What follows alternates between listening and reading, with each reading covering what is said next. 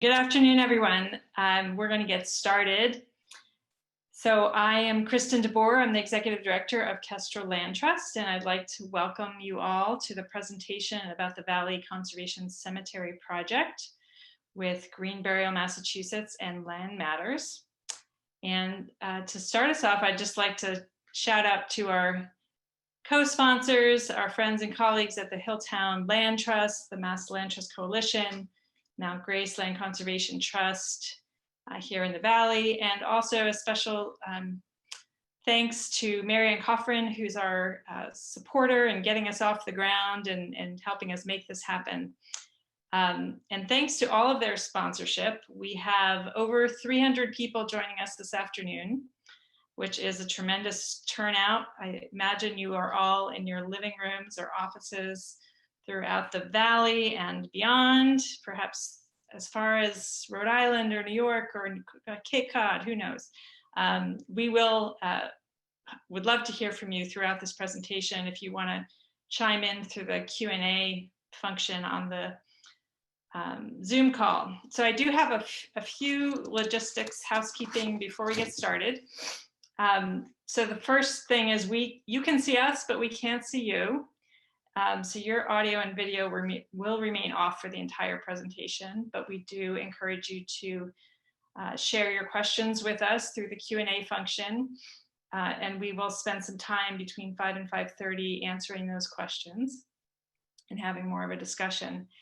We've also made closed captions available today, but if you do not want to read them at the bottom of your screen, you can also turn those off. So if we can proceed, Heidi, to the next slide. I want to go over the content for today's webinar so you have a sense of what to expect. And it's really my pleasure to introduce the partners who will be presenting today, the lion's share of the inspirational content. These folks are experts in the field of green burial and conservation cemeteries. And I've enjoyed working with each of them, some of my favorite people to work with over the last couple of years. So first, Heidi and Jeff from Land Matters will walk us through the experience of being in a conservation cemetery. A lot of you may not know what this is all about, and so we want to introduce that to you using real-life examples from around the country. And then Judith and Candace from the Green Burial, Massachusetts will share with you the actual process of a green burial ceremony itself. And those will be touching moments, I think, through this presentation today. So if we go to the next slide, I would like to invite you first into a space of reverence, because I think this is a difficult topic sometimes, because it's ultimately about our profound interconnections to the land and to each other, not only in life, but in death. So I've selected this quote from Native American scientist and author Robin Wall Kimmerer to start us off. Being naturalized to place means to live as if this is the land that feeds you, as if these are the streams from which you drink, that build your body and fill your spirit. To become naturalized is to know that your ancestors lie in this ground.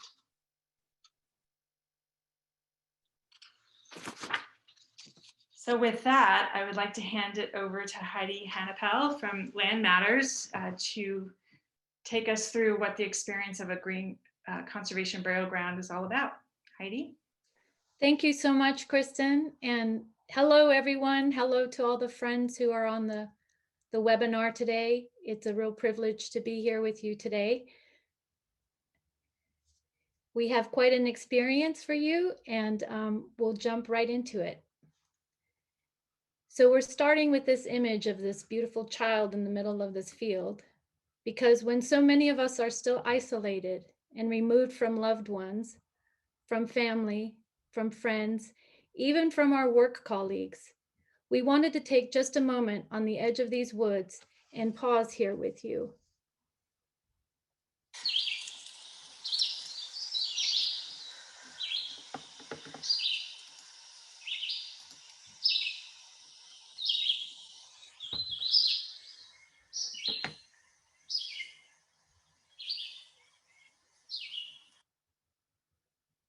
Now take a deep breath of this beautiful, fresh, crisp air and come along with us on a walk through a conservation burial ground. We might start here together on the edge of a gravel parking lot, beside a prairie or a meadow or a grassland rising tall and natural, gently swaying right in front of us. Feel the warmth from the sun and the breeze as it kisses your arm. Smell the air, hear the sounds. Step into this wondrous place.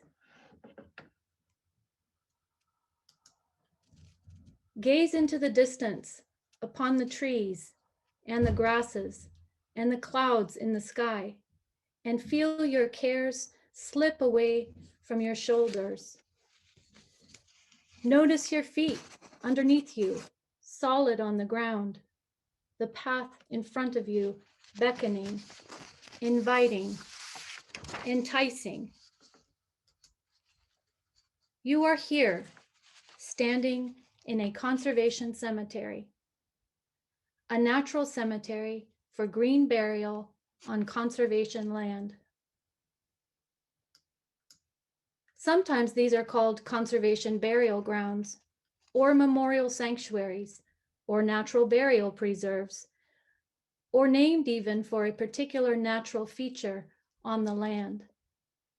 All are natural, unassuming, and unadorned open spaces for people who wish to be buried naturally within a treasured landscape, where simple mowed pathways embrace a property's natural contours, where birds flit through the wildflowers, dipping and darting in front of you, behind you, and over you, the busying sounds of crickets and grasshoppers surrounding you. Every color noticed, every sense alerted, a harmony of sounds and smells, everything alive and breathing with you. Conservation cemeteries are as unique as their regional landscapes, where conservation practices, such as stream buffering and wetlands mitigation, or habitat restoration and the reintroduction of native plants or trees occurs. Simultaneously in a natural cemetery or burial ground, where simple pathways meander through quiet woods for community education and recreation, and for families returning to visit a loved one.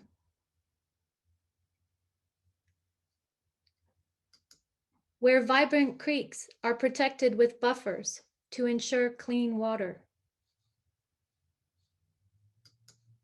and native wildlife is returned to its natural habitat. Where trails and grave sites coexist in a grassland, or along a trail so modest the marker is hidden under the leaves.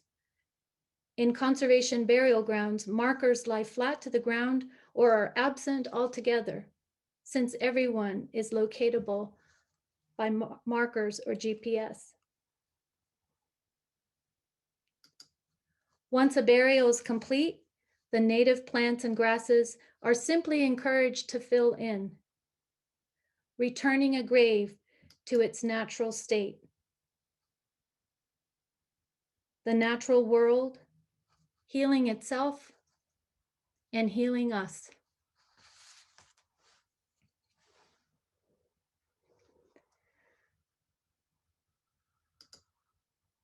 So I don't know about all of you, but I needed that walk today.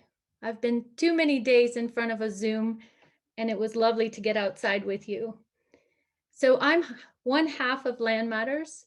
I'm Heidi Hannipol, And I work with Jeff Maston, who will introduce himself in just a minute. We are old friends. We've lived in Durham, North Carolina for over 20 years, raised our own families here, done lots of conservation work here. And several years ago, after assisting our own parents and accompanying them to their death, we both realized that their burials were not necessarily the burials that we had in mind for ourselves. And so we put our conservation brains together and considered what it would mean for us to think about creating a conservation burial ground in our community. And we have been working on that project for several years now. And in the meantime, also working with others, land trusts and individuals, private citizens, in helping to bring about these projects in their communities. We care about healthy working forests, lands, grasslands, native habitat, wildlife connectivity, and clean drinking water, all features that matter in thinking about conservation burial grounds. So that's enough about me. I'll pass it on to Jeff so he can tell us more about conservation burial. Hi, I'm Jeff Maston, one of the other founder of Land Matters and a proud member of the team that is working to develop Massachusetts' first conservation burial ground. In this presentation, we've been using the term conservation burial, but we haven't really yet defined it. Conservation in the Green Burial movement has a significant ally in the nonprofit, the Green Burial Council. The GBC, as it's known, has developed a national certifying program that helps differentiate the types of green burial cemeteries. Today, we're going to focus on one, conservation burial. Conservation burial utilizes the tenets of green burial, meaning no embalming, no burial vaults, and all burial containers must be made of biodegradable materials. The point, of course, is to support our return to the earth without the toxins, metal, concrete, and for those of us who might have been alive in the 70s, those polyester outfits. Conservation burial cemeteries identify and protect land, water, and the sensitive natural areas of the property and are located on land that is permanently conserved. What does this mean? The cemetery land is conserved by placing a conservation restriction in cooperation with a conservation organization, such as the Kestrel Land Trust, where the land trust acts as a third party to oversee the long-term perpetual conservation of the land and ensures its annual monitoring. Land Matters has been fortunate to have visited more than 35 natural and conservation burial sites in the United States. The land and ecology of these cemeteries occupy quite diverse habitats, from plateau forests, Florida prairie and longleaf pine flatwoods, foothills and grassland and forests of the Carolinas and Tennessee mountains, to the prairie restoration projects of central Ohio.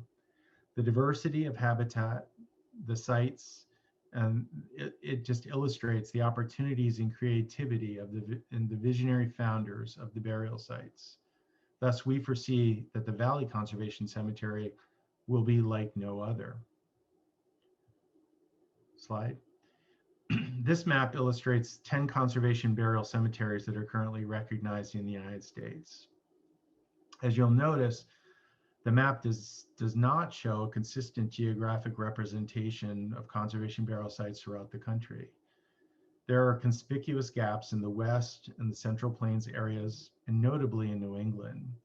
These gaps represent opportunities, bringing us to you today, where we are illustrating the case to develop a conservation burial ground in one of the most populous parts of the United States, proximate to the population density of all of New England and New York City.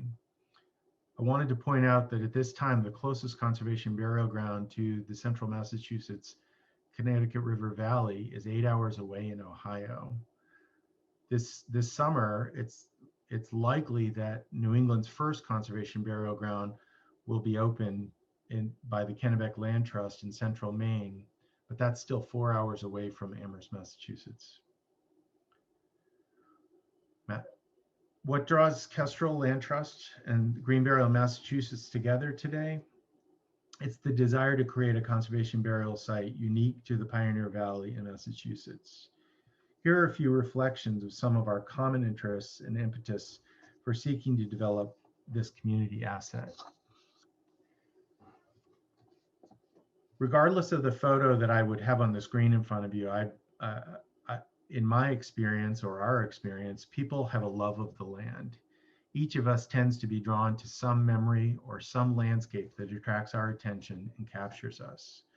Conservation burial sites are spaces that honor the interaction between the conserved landscape and the people that choose to be buried there. They are spaces that offer connections to the public and communities that surround them. Trails open to the public provide recreation and the sense of place where one can encounter the landscape, noticeably different experiences from walking in a densely populated conventional cemetery.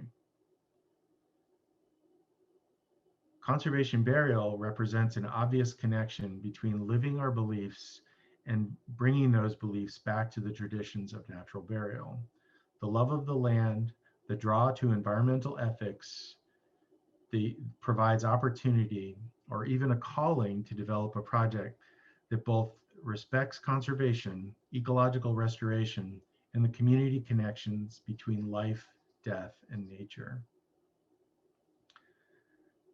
Burial contains many family, community, and religious traditions. Some choose to be buried in their local communities. Some choose church cemeteries, and some go back to where they grew up. The transiency of our society has changed many burial customs and traditions. We believe the development of Massachusetts' first conservation burial ground is that space where different traditions and different customs can take place. More specifically, we believe that the Valley Conservation Cemetery is that space that becomes a destination and can support the restoration of land while simultaneously restoring the spirit and the grieving hearts of friends and families who lost their loved ones. The entire burial site, its fields, forests, streams, and vitality are the memorial for each resident. I love to tell this story of one of the founding conservation burial cemeteries, Prairie Creek Conservation Cemetery in Florida. They have a thriving volunteer program called the Society for the Pick and Spade. More than 100 active volunteers dig graves, support burials, and provide essential community support to the cemetery and the grieving families day in and day out.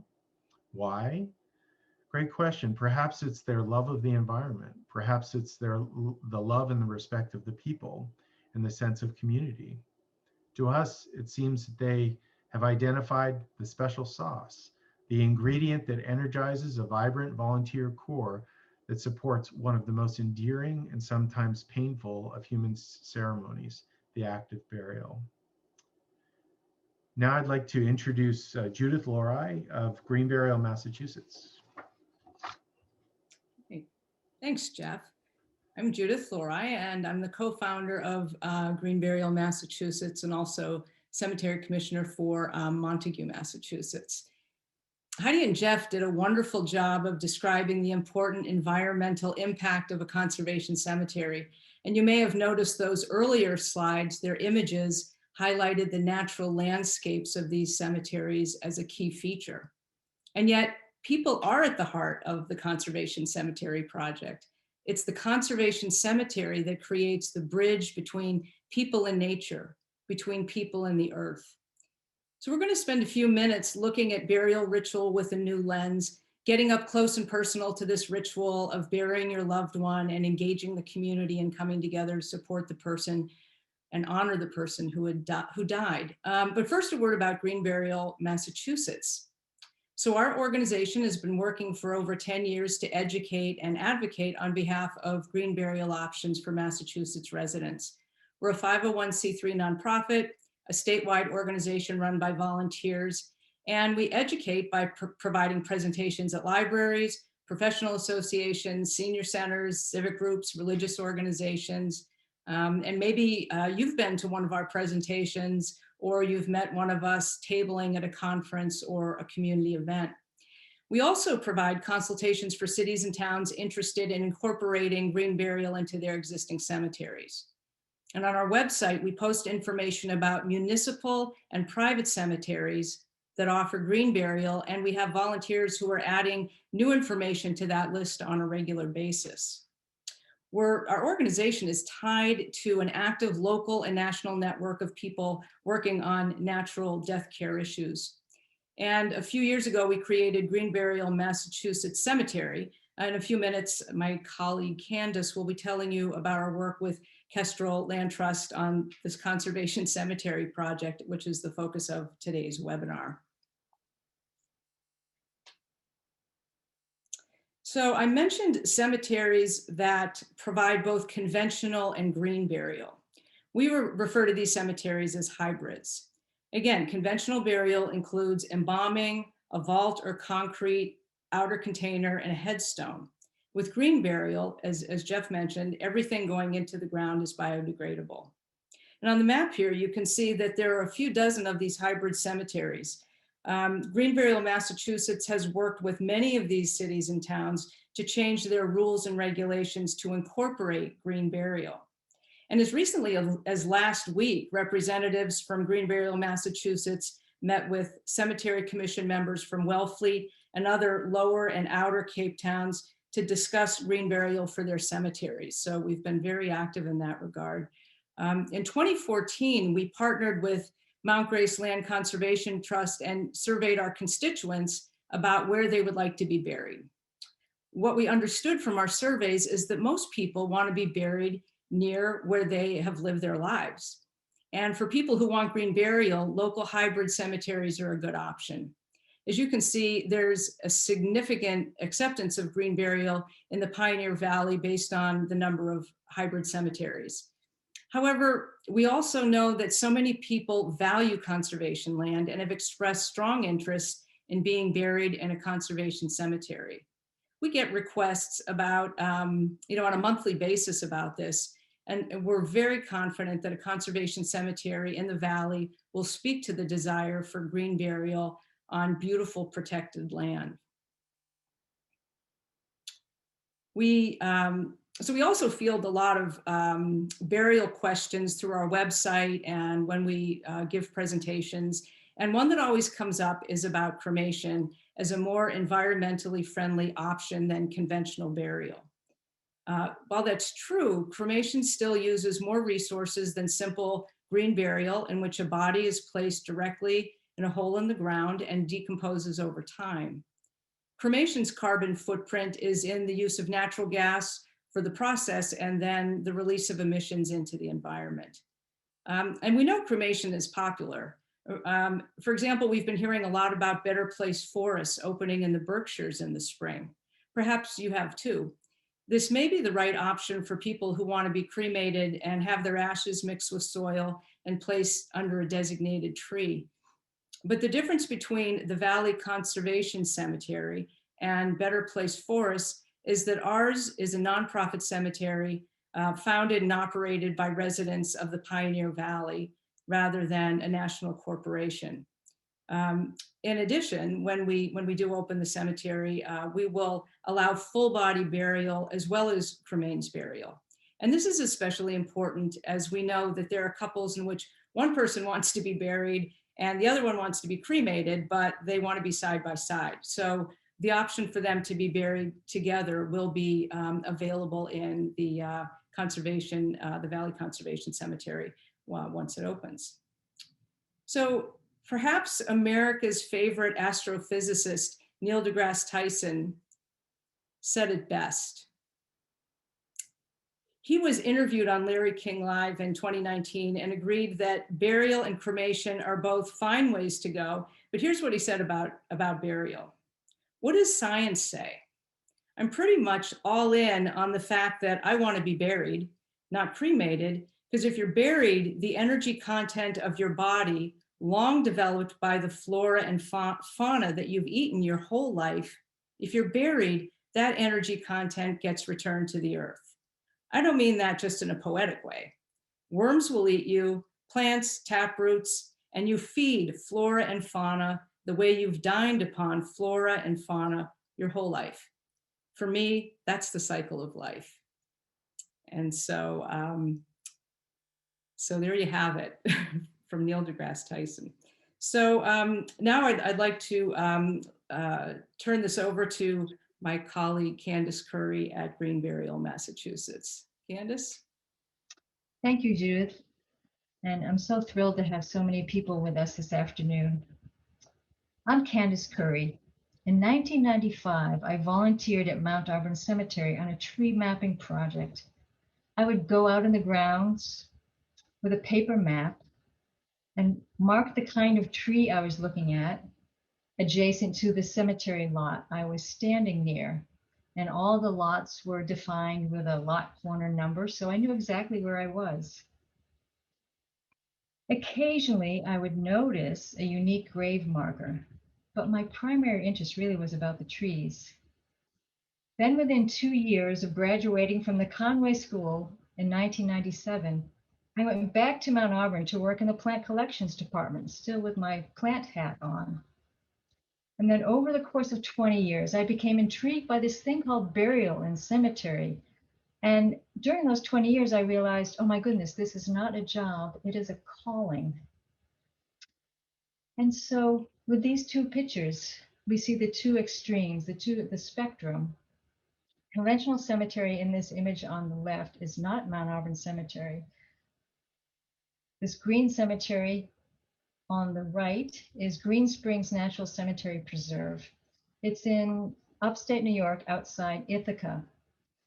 And it's not overseen by a land trust, but it is considered a natural cemetery according to the Green Burial Council. So that's one of the distinctions between what we just call a natural cemetery versus a conservation cemetery is the third-party review with a land trust organization with either a deed restriction. What I find most appealing about these, Heidi, can you go back to one slide? The mounds of dirt in the background of this conventional cemetery, those mounds have been created from the soil displaced by the graves and the foundations of the granite markers. On Green Springs Cemetery, you can see a mound. So that is in fact the grave. And over the course of a year or two, the mound will decompose, and what's below the mound will decompose and become more compacted with rain and snow. And eventually it will appear as if there is no grave there.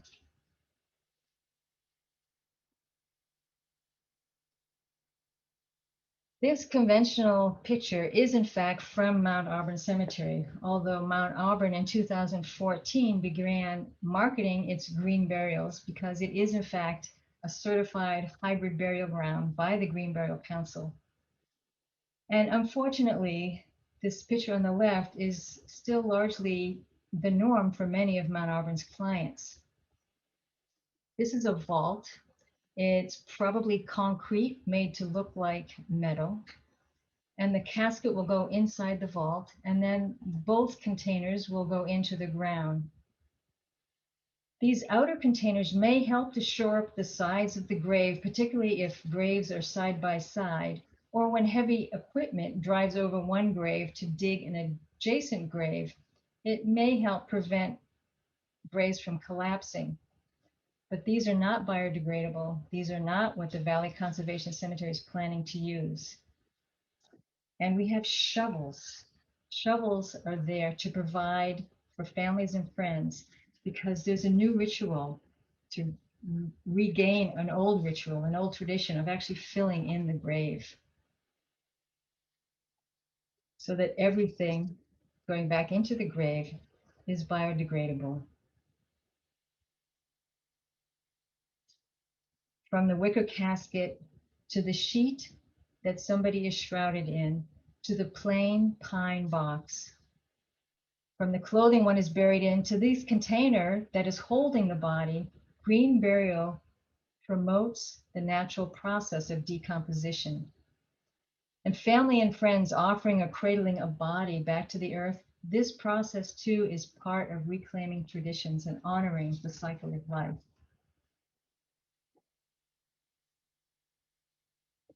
Billy Campbell, founder of Ramsey Creek Preserve in South Carolina and the first conservation burial ground in the US, is here with a young boy shoveling the earth back into the grave. What does it sound like to hear the soil hit the casket? At first, one is timid. At first, it's really hard to do. And grieving is really hard to do. I used to think that green burial was the environmentally friendly way to bury someone, and in fact it is. But I've realized, in fact, it's so much more. When I saw this slide, I was reminded of a 12-year-old girl who lost her father, and I had the privilege of witnessing his green burial at Mount Auburn Cemetery. I watched this 12-year-old girl and her uncle fill in her father's grave. It took about 45 minutes. As they got close to finishing, the family minister came over to me and said, "Look, their hearts are opening up." And it was true. This 12-year-old girl, I could just tell, felt proud. She knew her dad would be so proud of her. They were all smiling as they left. They were standing taller, and it was a good send-off after all. The healing, in fact, had begun.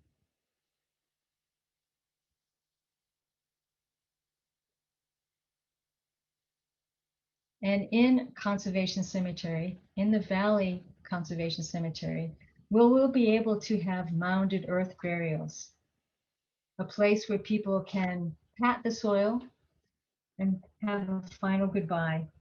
All of these people have come together to have that final goodbye with someone.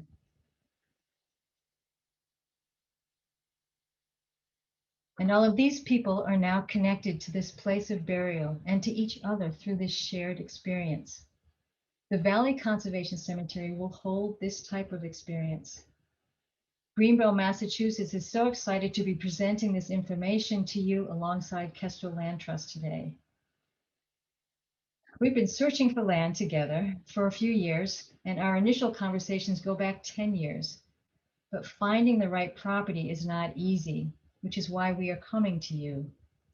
Once we find the right property, then we can take the steps required for a brand new cemetery, with the site approval process, with local community support from those of you in the Pioneer Valley.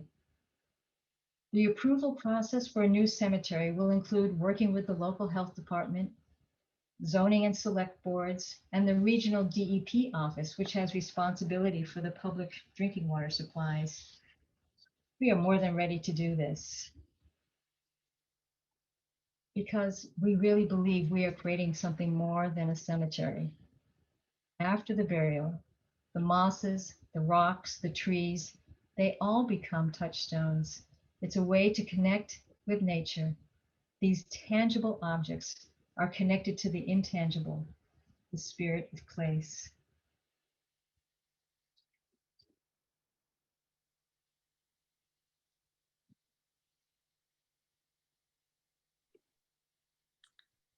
Thank you to Jeff and Heidi and Candace and Judith. You are all experts in this unique venture, and I could not imagine doing this without you. So thank you for being there with us as a partner. So to begin this next section, I'd like to say a little bit about Kestrel Land Trust, because I recognize there's 204 participants on this Zoom webinar, but not all of you may be members of Kestrel yet. So we are a regional conservation land trust that has been around for 50 years. We were founded in 1970 in Amherst, Massachusetts. We now serve the heart of the valley, and we've protected over 27,000 acres of forests and farms, natural parks and trails. And our mission is to conserve the land, to care for the land, and to help people connect to land through heartfelt, joyful experiences that really create an enduring culture of conservation, enduring love of the land. And so when we think of those different aspects of our mission to conserve, care, and connect to the landscape, this project really embodies that mission in a unique way, in all three ways. And so we have, several aspects of this vision. A few times during this presentation, you might have guessed that this place already exists. It doesn't yet. This is a proposal, this is a vision and a search. But we can see it, and when we find it, we will know we have found the place.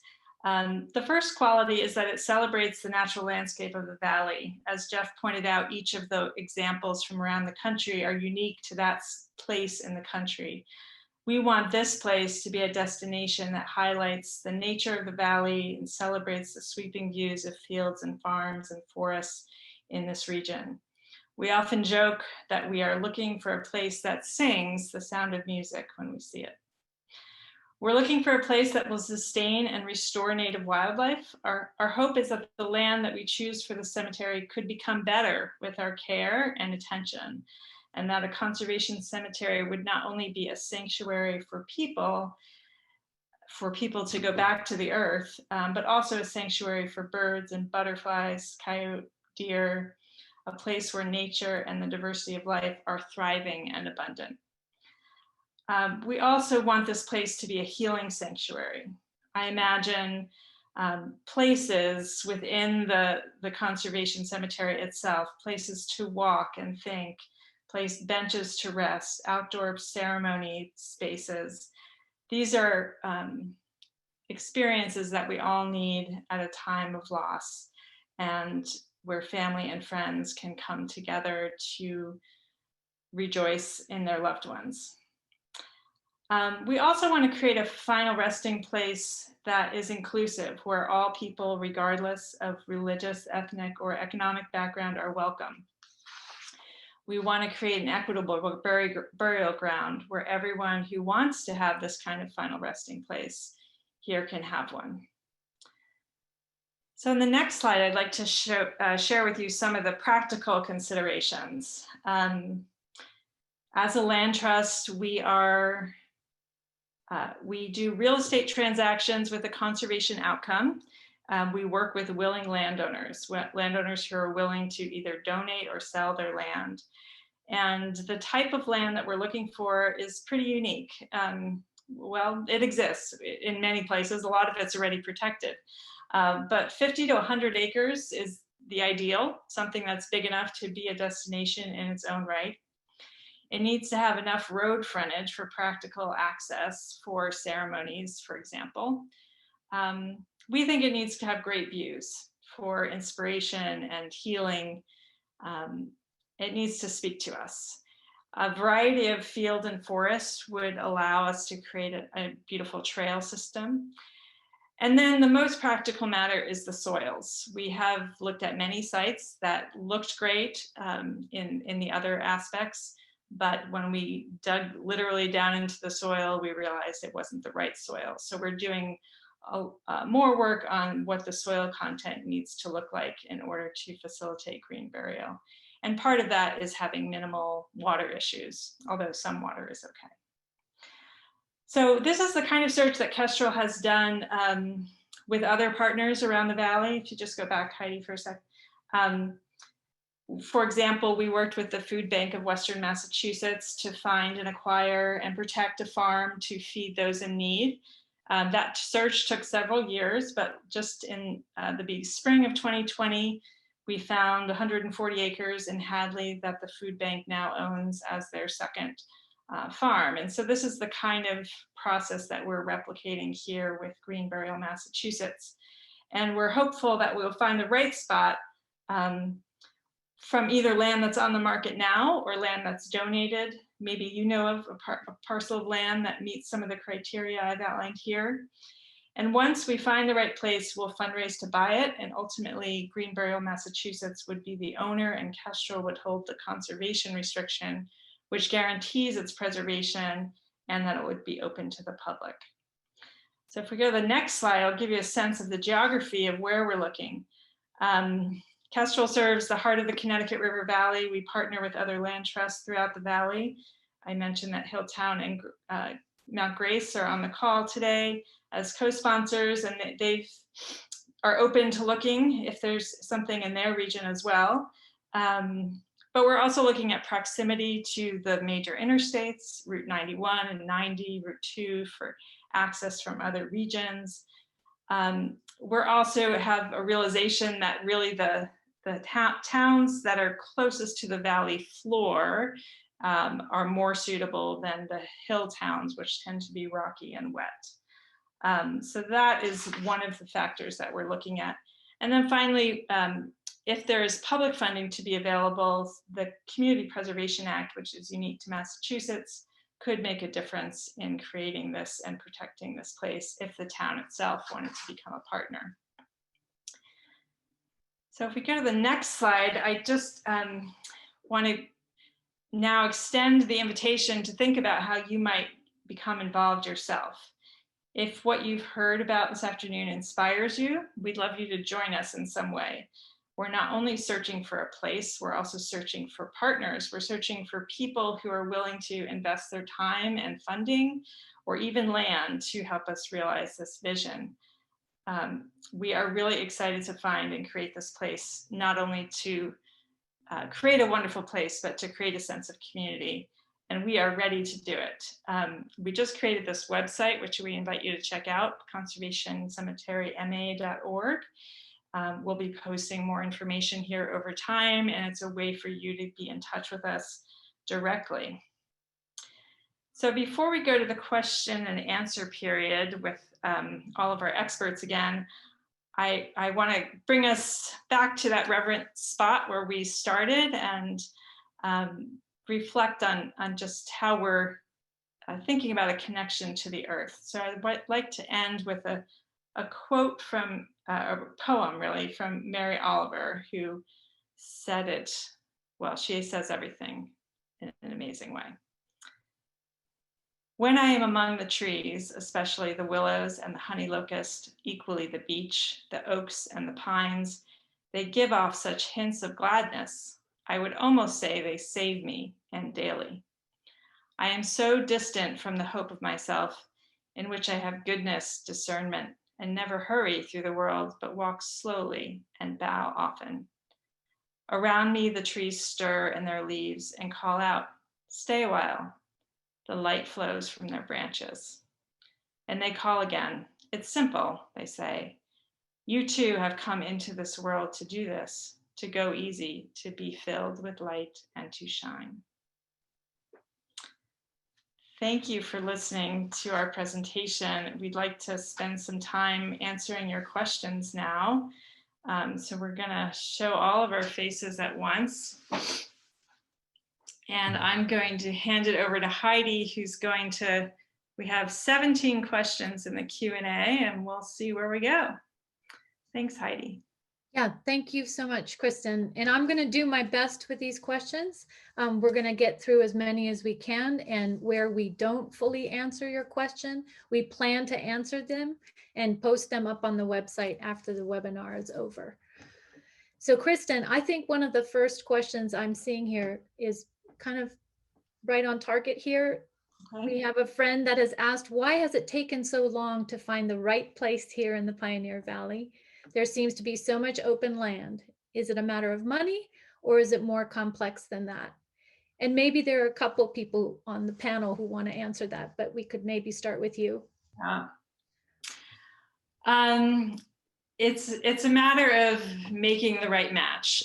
So the first thing, which is a great fact about the Valley, is that a lot of the open land that we see is protected.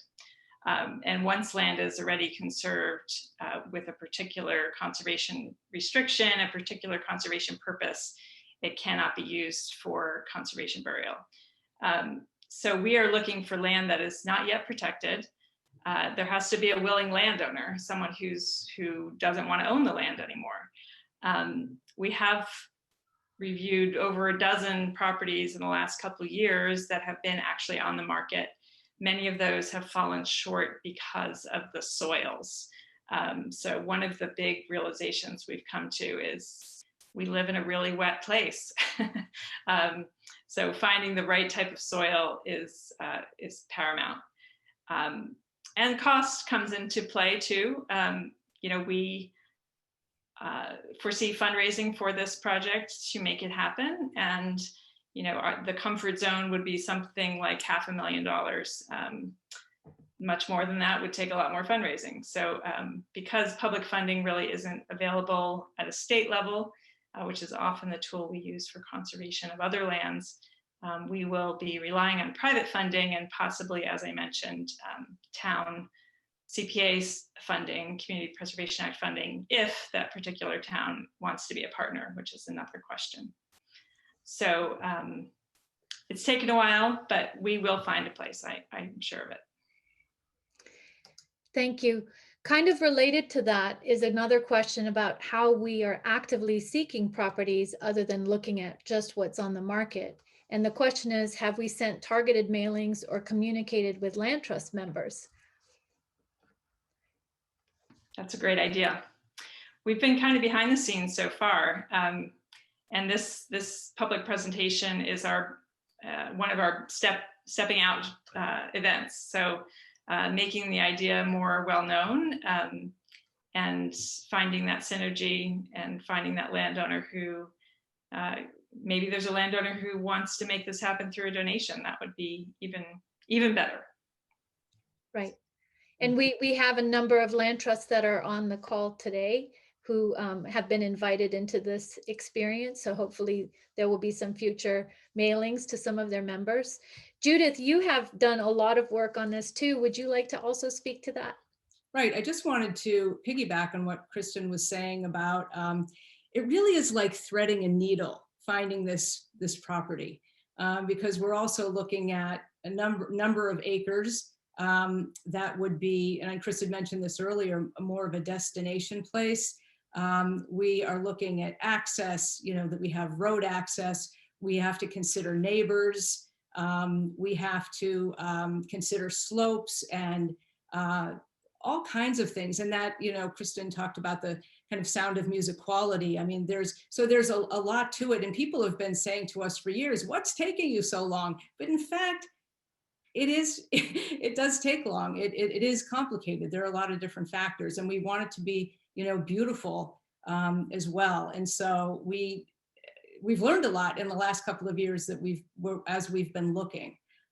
Also working with the realtor, also looking at, somebody mentioned in the questions about MLS listings, we go through all of that and other kinds of land listings. We talk to people, we look at, I drive around and I look at signs, right? I look at for sale signs. And we also, on our website, we've had this listed for, the search for land for a long time. So I do feel like we've learned a lot as we've gone along, and we know what we're looking for, right? So right. We sing the Sound of Music a lot on our team calls. There are a number of questions that are related more or less to what will occur in the cemetery, so I'll get to some of those. We have a friend that has asked, if you don't live in the Pioneer Valley, can you still be buried at the Valley Conservation Cemetery? Candace or Judith, do you want to take that one? Sure, I can take that. We're happy to invite Massachusetts residents and non-residents. I noticed somebody was from Florida. Yes, come on up and come back to Massachusetts and be buried here. It will be open to all. It's that's one of our major mission points, is to be open to all. And sort of somewhat related to that, people are asking whether they would be able to select whether they could be buried in the fields or in the woods. Will there be options for people to choose from?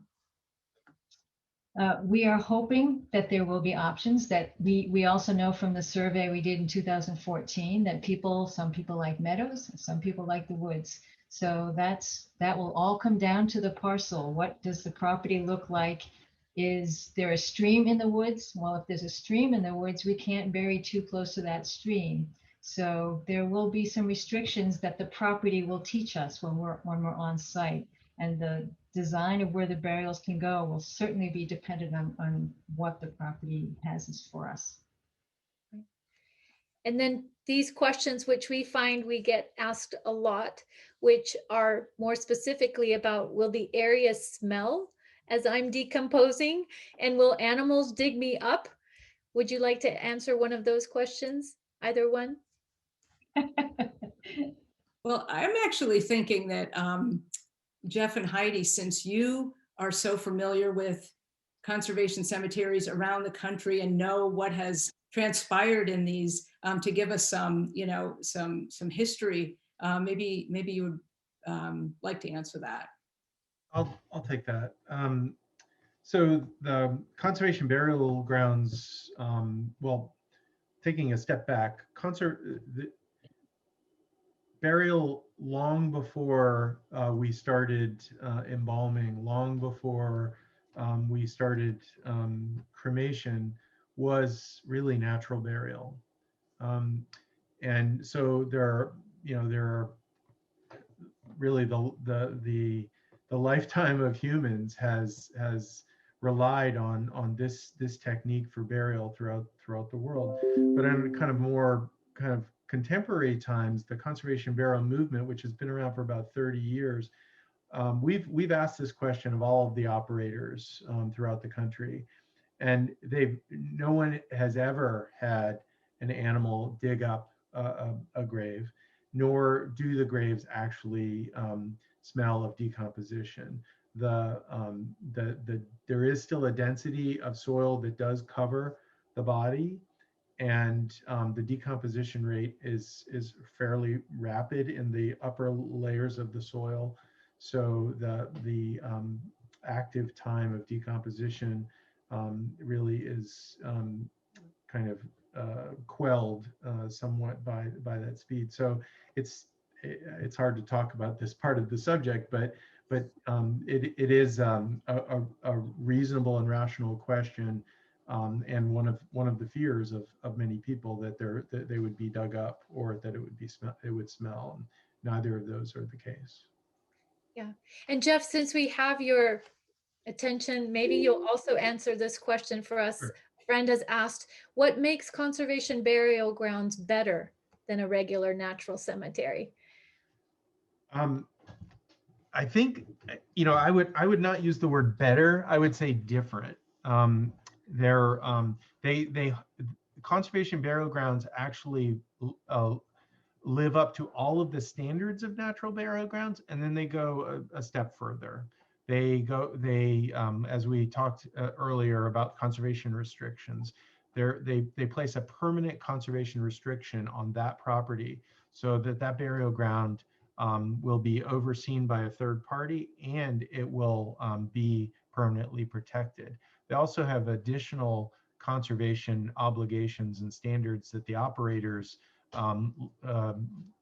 choose to live up to, which include various forms of identification of the conservation benefits or values on the property, the protection of those natural areas, and in a lower density, or which means a fewer number of burials are allowed on those burial grounds.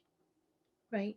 I think I would just add as well that we're very careful not to dictate or to label what someone should choose, but because these choices for burial are so intimate and so personal.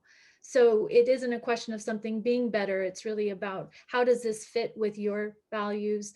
Is a conservation burial where you would be helping to protect land in a particular area that you love important to you? And if that is, then maybe this is a possibility for you. But we are very careful about how people choose. It's really up to them to choose. And our interest really is in thinking about burial in relationship with conservation, and offering that as an option to people in the future. So let's see, lots of other questions. There's a question about whether green burial works up in the north during very heavy winters. What do you do with the body when the temperatures are too freezing to dig? Candace, do you want to try that one? Sure. We are planning right now to use a backhoe to dig the graves. So that will allow us to do burials in the winter. There are cemeteries in Massachusetts that store a body in a vault or with a funeral home for the winter. And then once the ground thaws, the burials occur. But right now, we're planning to do winter burials. That is what many cemeteries do in the region. And in fact, I just found out recently that even a cemetery here, I'm in the Berkshires, or a cemetery here in the Berkshires, they have a vault and they're not doing winter burials, but it requires that the body be embalmed in order to be put in the vault. So that would be helpful for us in a green burial ground. Right. Kristen, I wonder if you might take this one, a question that a friend gets from many families, as this person is a funeral celebrant, is concerns for ADA access in a green burial setting, especially for mourners who might have mobility issues. So have we given much thought about how we're going to mesh these two needs, accessibility and conservation? And might they seem to be in opposition to each other? I point to you because I know land trusts think a lot about how we are making our spaces accessible to people, everyone, and we've commented on this being an inclusive space. Right. Well, I think accessible trails are the golden standard in a lot of cases, and I know that, for example, in the Pioneer Valley, the U.S. Fish and Wildlife Service established a 1.1 mile accessible loop at the Fort River Division of the Conti Refuge on land that Kestrel helped protect. That particular trail is extremely popular and well used by people of all abilities and all ages. And so I think there's a wonderful thing that happens in a place when there's an accessible trail. And I think that would be one of the goals for this project. Accessible trails have a price tag that's pretty significant, and there are grant funds that are available for that. So that's something that we would look into. I've also noticed, I'm going to ask and answer this question if you don't mind. There's a lot of questions about price and fundraising, and I'm glad people are willing to think about the financial side of things. So we have done an operational plan for this upcoming cemetery, which Jeff or Candace or Judith can speak to more directly. But the price point that we anticipate is that a burial would cost about $3,000, and a portion of that would go toward the protection of other land in the valley and the place itself. So it's sort of an ongoing fund that would be generated to steward the conservation cemetery itself and perhaps provide additional funding for conservation throughout the valley. My understanding is that the $3,000 price point is generally lower than a conventional burial, which maybe Candace can speak to. I also see a lot of questions about how to get involved with fundraising. We've held back from actually launching a campaign until we find the right place, but we will be sure to let you know. If you're interested in making a major gift as a founding member, people who have the ability to give $5,000 or $10,000 or more, I would definitely love to talk with you. And my email is kristen@kestreltrust.org. You can find me on our website too.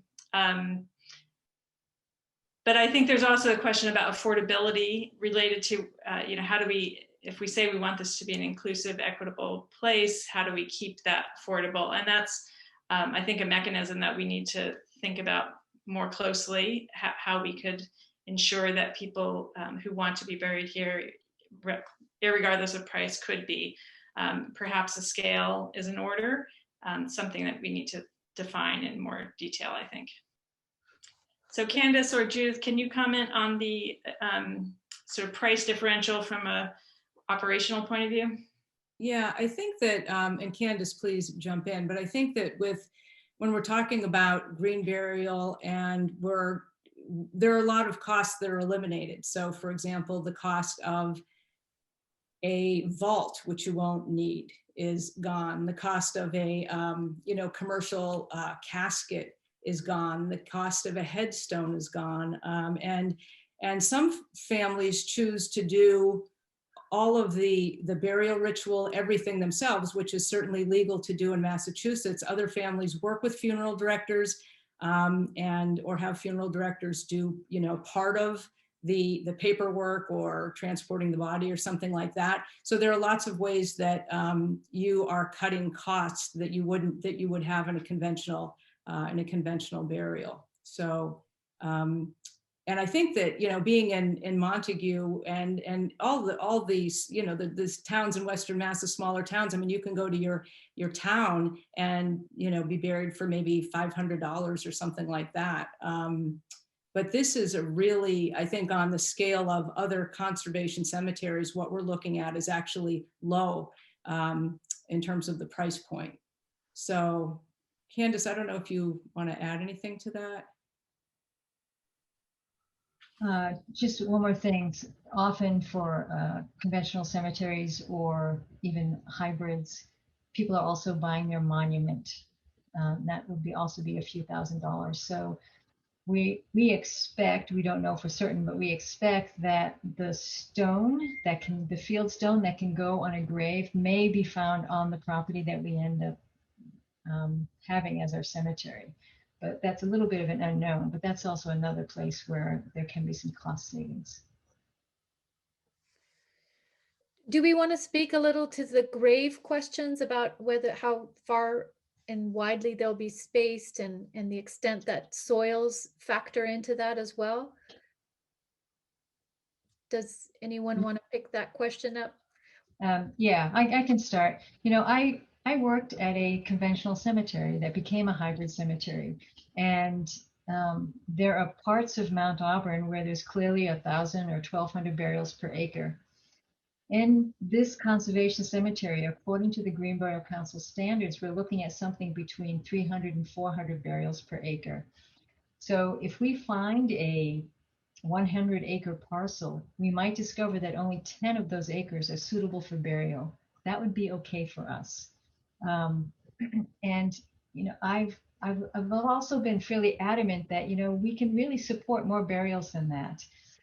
And yet I'm also committed to abiding by the Green Burial Council guidelines for fewer burials. And it wasn't until I watched a presentation done by Billy Campbell where I realized he was talking about dormant seed banks and doing a restoration project. And it was because of this dormant seed bank and things that started blooming that hadn't been blooming before that he was sort of talking about, well, these limitations of how many bodies you can put into an acre are important for that preservation of the seed banks. So I'm getting on board with this limitation to the number of burials, but it's important to recognize that that's also why it's easier to do unvaulted, unlined burials in a place where you don't have a whole bunch of graves side by side. It's easier to dig that way and perhaps safer to dig that way. And the key thing is finding the right soil.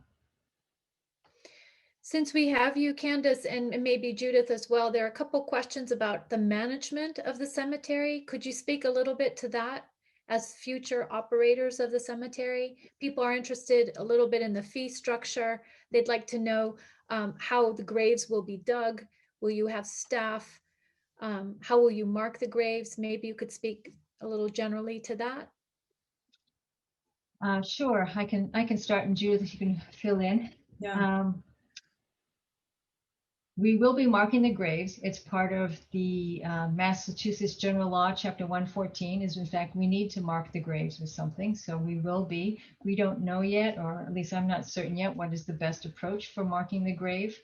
When I go out to look at a grave, I like to know the orientation of the grave and how big the grave is. And that could mean there needs to be 4 corners or at least 3 corners to indicate where the grave is. That's not to say that's what we will be doing. Um, and um,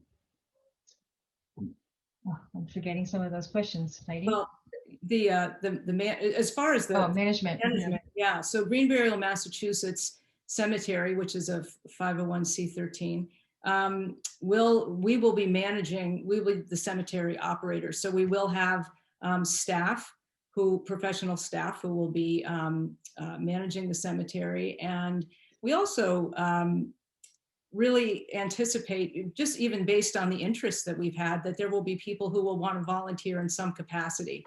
And as I think Jeff mentioned, that other cemeteries around the country have very active volunteer groups. And so we know that we can't obviously do all of this on our own, but we will be actively staffing this with paid staff and working in the community as well to enlist the help of volunteers. And it also, what we've found is that people who are buried on the land, their families and friends, the community feel so connected to that land and almost, want to be able to care for that. And there are some, there are cemeteries where there are volunteer days to, bring people in to do some of the maintenance of that land as a way to really keep that connection. So while this will be, professionally managed, we certainly have the vision of engaging the community and being a part of the cemetery. And that's one of the reasons that we're so excited about it. Green Burial in Massachusetts has been working in the community for so many years and have met so many people who are just really excited about this idea. And we want to just tap into that energy because this is really about all of us, Right. I see here sort of related to the management. There's a question about whether the trust, or I think we could also ask whether the cemetery will sell prepaid plots and if the cost for burial will be wrapped into that. Maybe we can break that down into 2 questions. I think the answer is you will sell prepaid interment rights, we like to think of them. But do we want to speak a little bit to the cost of burial? Will that be separate or integrated, or do we even know that the answer to that question yet? I can answer that. So we talked about our costs as being $3,000 for a body burial. And we anticipate somebody like Judith, in fact, once we have approval for the property to be a cemetery, Judith can take somebody out, show them some spaces that they might be interested in spending eternity. And that would be step 1. So at that point in time, somebody can put a deposit on their interment rights for that particular space. So that would be for the space itself. We may discover that you live another 10, 20, 30, 40 more years. So the burial fee, the actual fee, will come at the time of burial. And right now we don't know what that will be, obviously. So there will be 2 separate transactions, one for the sale of the interment right, and then one for the actual burial. And we talked about cremated remains as well. And right now we've, in our operational plan, we've started those at $1,700. Here's a good question. Who buries you if your family or friends don't want to do that? Volunteers or staff, or yeah, yeah. Right. We'll get you covered. Yeah. Or a funeral director would work with a backhoe Right. operator to Yep. to dig the hole and to have a service if there was one that was Right. one. Right. Yeah. Even to lower the body. I know in one of the slides I showed a vault, and the vault was inside a lowering device. The device comes apart, and there could in fact just be the device. So the top part of the device allows for a casket to sit on canvas straps, and then there can be a button that gets pushed, and over the course of a minute or so, the casket is in fact lowered into a grave that will be about 3.5, 5 deep. So It's a perfectly smooth and lovely experience, and it doesn't require somebody with a lot of family members to lower a body into the ground. It's just another option. Right.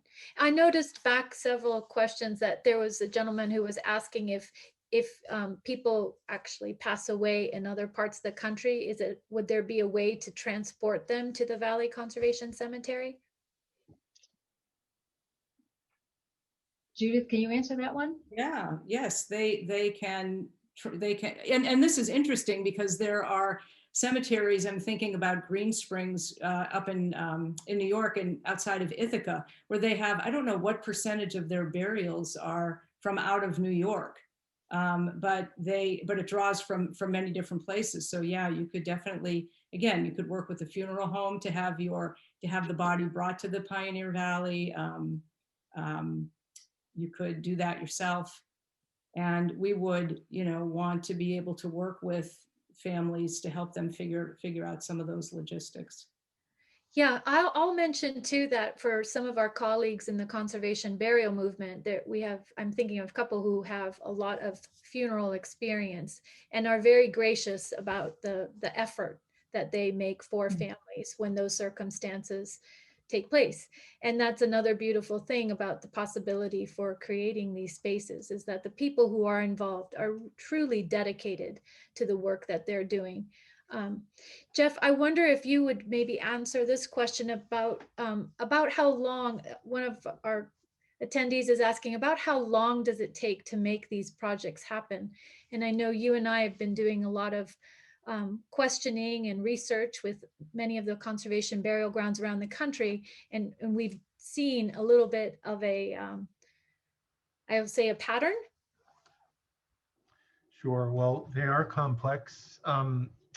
And it really depends on how the stars align in many cases. Um, if land is identified and acceptable and fundraising moves smoothly, then it's a very quick succession on the projects. But there's other sides to the projects that we've actually been working on and understanding or developing. One of those is understanding what the state law is, and understanding what is allowed and what is not allowed. What are the regulations in terms of permitting? What are the local jurisdictional zoning limitations? Those are, and do you require a conditional use permit or a special use permit to put a cemetery in a particular part of a town or within the jurisdiction? Those can also change the trajectory of these projects. So they can be, some projects can happen as little as 6 months if everything aligns very quickly, and others can take multiple years.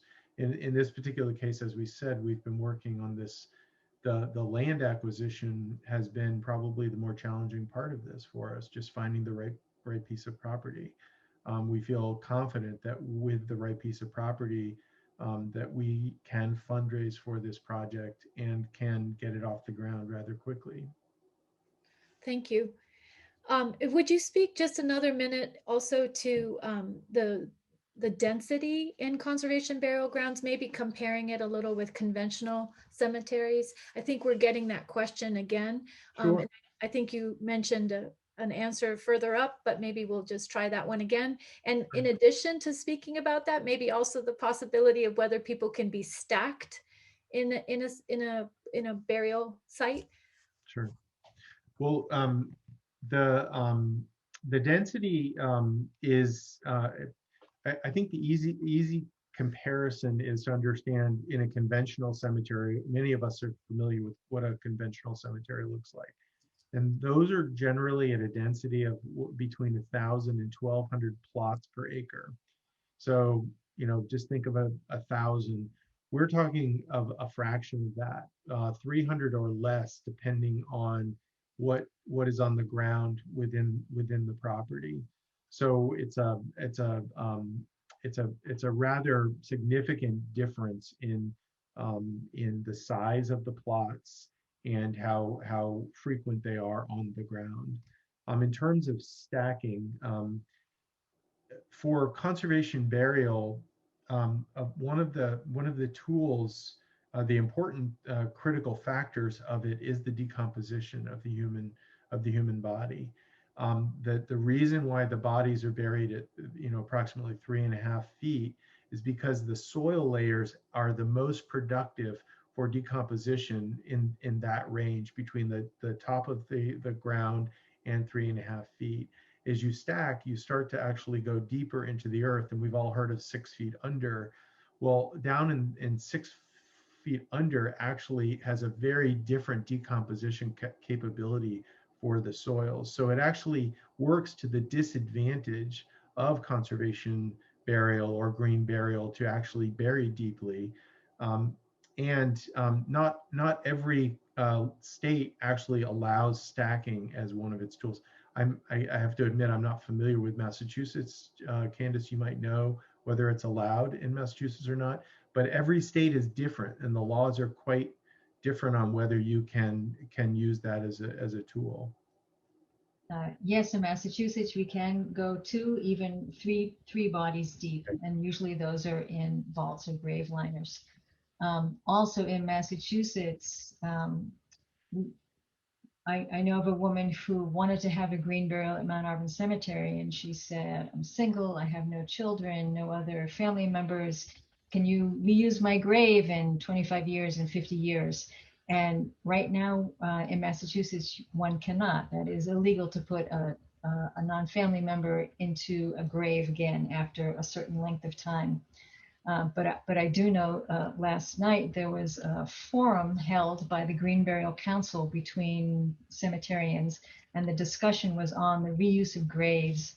And at the beginning of the session, many people did not like the idea of reusing graves. But by the end of the session, more people had decided that, okay, maybe it is okay to reuse graves. So this might be something that we see changing in the future. I wonder if this isn't kind of along the lines of recycling, but I'm noticing that there's someone particularly interested in regenerating or rethinking brownfield sites. And I'm wondering if anybody wants to try and tackle that question. Is it out of the question for Green Burial Massachusetts and Kestrel Land Trust? Well, I can tell you it was about 5 years ago that Green Burial Massachusetts was invited to speak with the EPA in downtown Boston. And the man responsible for the brownfields in the region asked that same question, can we use brownfields? And it's very exciting for me to think that we could restore a brownfield by using bodies and replanting and having a new landscape rebuilt. So it's absolutely possible. Whether or not we can dig into the soil would be the question. Right. Friends, we've got about 10 more minutes of questions, so we'll continue. Thank you all so much for sticking with us. Here's kind of a long one. I'm going to read this one to you all. I am a cemetery commissioner in my small Massachusetts town where our existing cemetery abuts a private undeveloped property. We're considering approaching owners to propose selling the conservation restriction to a conservation group and allowing the town to manage a green burial segment of the existing cemetery. Under this arrangement, the family would maintain ownership. Does this exist anywhere else to your knowledge? And could family generate income from the sale of plots? Who's going to take that one on? I'm sorry, so it's a private family that is considering creating a cemetery? The family would maintain ownership of the cemetery. And the question is, can they generate income from the sale of plots? We might need to answer that one by email. Yeah, I think so. I think it would still, in that particular case, need to become, I see when you're first reading it, I thought it was going to be a town cemetery, but it's not a town cemetery. So I think you might have to create a private nonprofit cemetery organization, which in the eyes of the IRS is the 501c13, which is what Green Burial Massachusetts has done. Right. We'll take that one out from our discussion portion today and make sure we get an answer to you. Heidi, we should take a second to speak to the fact that we're not answering all of the questions, but we intend to answer the questions and where that information will be stored. That's right. We're going to collect all of these questions at the end of the webinar, and we're going to hand them to our friends, this group right here, and all take a stab at answering them. And then we will post the answers to those questions on the Valley Conservation Cemetery website. I don't think that will be happening tomorrow, but we hope we can get that for you by next week sometime.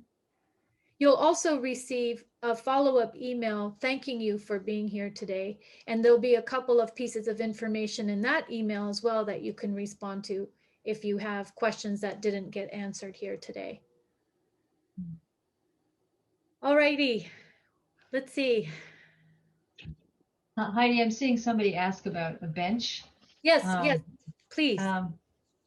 So a bench, it can be considered similar to a marker for the grave, or there may be perfect locations on this property where you want to situate a bench to have a view or to have a quiet moment with your favorite tree or something. So we will be able to designate areas where benches seem to fit the landscape and make the right statement. So that is a possibility. Right. Thank you for taking that one. I love this question. It's a great idea for us as we're thinking about our projects, is potentially posting answers to these questions on Facebook pages. That's a super marketing exercise. So thank you, Ariana, for that wonderful idea. Here's a good one as well. We've seen this in some cases with the other conservation burial grounds. Can the interment rights contract that a potential future resident owns be resold to someone else? We've also been asked if it can be transferred to another conservation cemetery. So I will let Judith and Candace, maybe if you've been thinking about that, you could share your thoughts on whether it could be resold. And if we haven't reached that point of decision, we will just hold on to that question and get back to you, Elaine. I think right now it needs to be resold back to the cemetery, and I'm not positive though if that's part of the cemetery law or not. It might be. I think it might be, but we can check that and get back to you on that. Yeah. So transferring rights typically is not allowed, particularly between conservation cemeteries, even though we are all unique and wanting to work with the land trust to conserve the land. We don't have transfer of ownership, interment right kind of thing going on between us. Yeah. Right. Here's another question related to staffing. For the cemetery itself, do you imagine seeking to employ a land steward or similar individual who would be helping to care for long-term for the landscape? Yes. And Kristen, do you want to jump in there? Sure, I can. Well, I think there are two parts of caring for the landscape. From the land trust point of view, the land trust would hold the conservation restriction, which is a perpetual obligation to ensure that the property is conserved and managed in a way that it was intended at the time of acquisition. So we want to make sure that the purposes for which the land was protected remain truthful throughout time. So we have a responsibility to go and check at least once a year on how things are going, and to make sure that that is the case. There's also the actual management of the land, which typically in a land trust landowner relationship, the landowner themselves are responsible for land management, whether you're a farmer continuing to farm the land or a forester who's doing sustainable forestry. For example, in this case, we are in partnership with Green Burial Massachusetts, looking for a place to own and operate. And so while Green Burial Massachusetts would be the operator and ultimately responsible for the management, we would want to partner and make sure that there's great trails that people can enjoy, that there's wildlife habitat restoration projects that are happening when there's good grant programs available. And so there's an opportunity to really be involved over time as well. And yeah, thank you, Kristen. And you know, we've been looking at properties. Some of them have homes, some of them don't. Some of them have little gazebos. If we found a place with a home, there might be a possibility for a land steward / cemetery manager, somebody who can take care of the property. That is certainly a possibility. Yeah. And I just want to say, I think one of the benefits of having this collaboration is that we've got such rich resources between our organizations to care for the land and to be able to really develop an expertise in lots of different areas. So we, yeah, so that's exciting too. Yes, the recording of this webinar will definitely be available. We are planning to have that link sent out.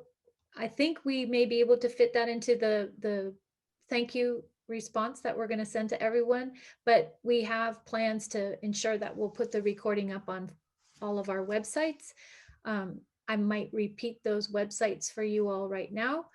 We've got the most important one of all, conservationcemeteryma.org. And that's a brand new website. We hope you'll take a look at that. There's a little bit of information about the project itself. And then we're hoping to keep that events page filled with some information for future presentations similar to this one. And then there's Kestrel's Land Trust. And Kristen, you'll rattle off that URL, I hope. kestreltrust.org. Yep. Thank you. And then Green Burial Mass as well. Yep, greenburialma.org. Wonderful. Heidi, do you want to, the final slide, do you want to put that up?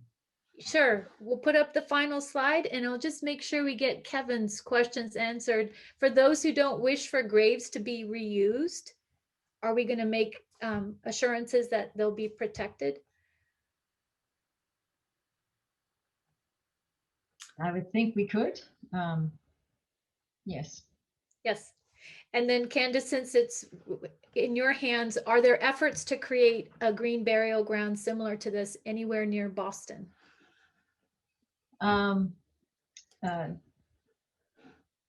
Yes, and they're not as far along as we are in the Pioneer Valley. Right now, there's talk about some possible conservation land down on the lower Cape, the mid Cape area. There's been talk about doing something in Plymouth. And so there's discussions happening, but nothing as formal as what we've just been able to present today. So as we wrap up, I just want to give my thanks again to our partners here. You know, Kestrel Land Trust is a generalist land trust, which means we know how to do a lot of things in a little way. We're not experts in the field of green burial in any way, but we love the idea, and having Judith and Candace and Jeff and Heidi work with us to realize this big vision and this unique vision is the only way it can happen. And as far as partnerships go, it's a really wonderful one, because we bring so many different skills and perspectives to the table. So thank you for sharing your ideas with us today. And thanks to all our co-sponsors again at Hilltown Land Trust, Mass Land Trust Coalition. I see a lot of people from across the state from Land Trust on the Q&A here, and Mount Grace Conservation Trust. And Marianne, thank you for helping us make this webinar and other parts of the project happen. Thanks, everybody.